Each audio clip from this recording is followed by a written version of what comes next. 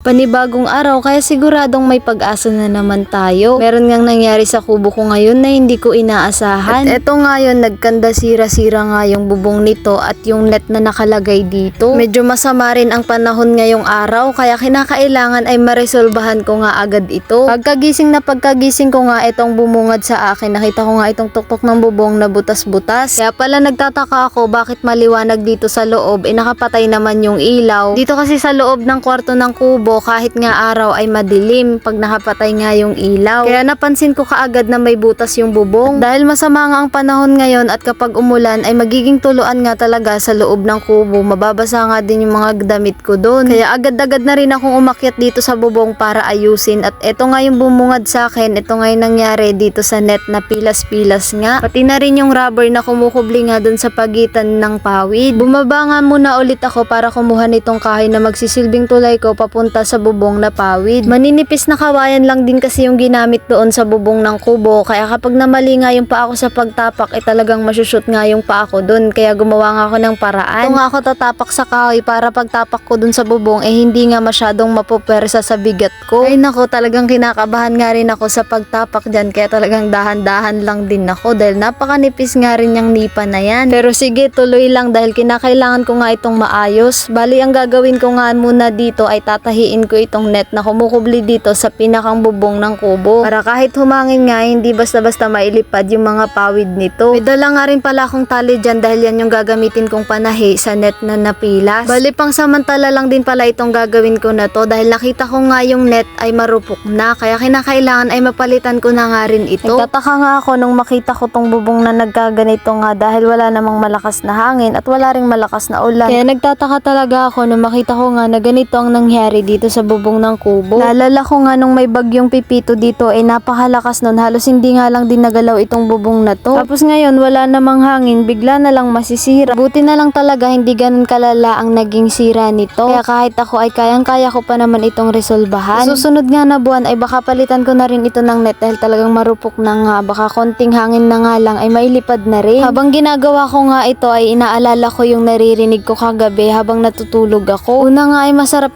na yung tulog ko, tapos bigla na lang ako nagising dahil meron nga akong namalayan at narinig ko nga na merong nag-iingay na parang nagkukot-kot. Hindi ko sigurado kung sa dingding o sa bubong ba yun. Hindi ko na nga lang rin yun pinansin dahil sa sobrang pagod at antok na antok, kaya natulog na lang rin ako kahit may nag-iingay. Kinabukasan nga ay nako, nakita ko nga ang salarin. Pagbaba ko nga rito ay nakita ko yung isa kong alagang pusa na kulay orange ay takot na takot nga sa akin at hindi nga makalapit. Nung makita ko nga siya na ganun yung reaksyon niya ay alam ko na nga agad na siya ang may gawa nito. Dahil naalala ko nga yung nangyari din dun sa upuan ng motor ko na ganun nga din ang nangyari. Pilas-pilas nga rin dahil sa pagkalmot niya. Ang mga pusa kasi mahilig nga yan silang magkalmot-kalmot, lalo na kapag sumasabit nga yung mga kuko nila sa anumang bagay. Hindi nga nila titigilan yan hanggat hindi nabubutas o napipilas. Kaya nga yung motor kapag ginagamit ko nababasa nga yung suot ko dahil pilas-pilas na nga rin yung cover nun, gawa rin ng pusa na yun. Kaya kapag umuulan ay nababasa nga yun, naiistakan nga ng tubig yung foam nun. Bali rubber din kasi yung upuan ng motor ko, kaya gustong gusto rin ng mga pusa na kinakalmo. Ito kasing bubong may rubber nga rin na nakalagay dito, kaya siguro pinupuntahan rin nila at pinagkakalmot nga. So tingin nyo po ba ano po kayang magandang ipalit ko rito o ilagay para hindi na nga nila nakakalmot? Sa wakas at natapos ko na rin ayusin. Pasensya na nga po pala kayo sa gawa ko dahil gawang babae nga lang yan.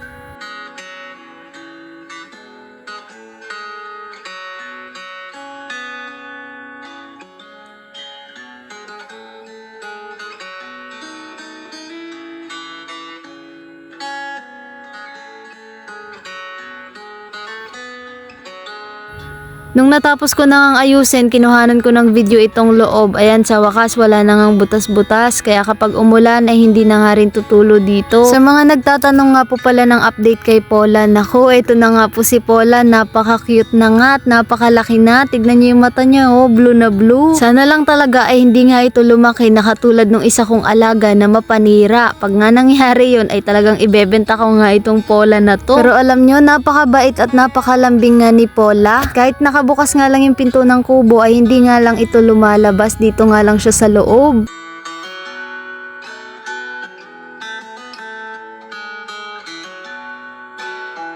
Wala pa ang isang buwan si Paula pero marunong na nga rin siya kumain ng cat food. O ayan, nakikipag-agawan pa nga siya sa nanay niya. Hanggang dito na lang po muna ang aking video. Maraming salamat po sa panonood at malapit na po tayong mag 300,000 followers. Lahat po talaga ay posible basta nagpapatuloy lang tayo. Kaya nyo rin po yan.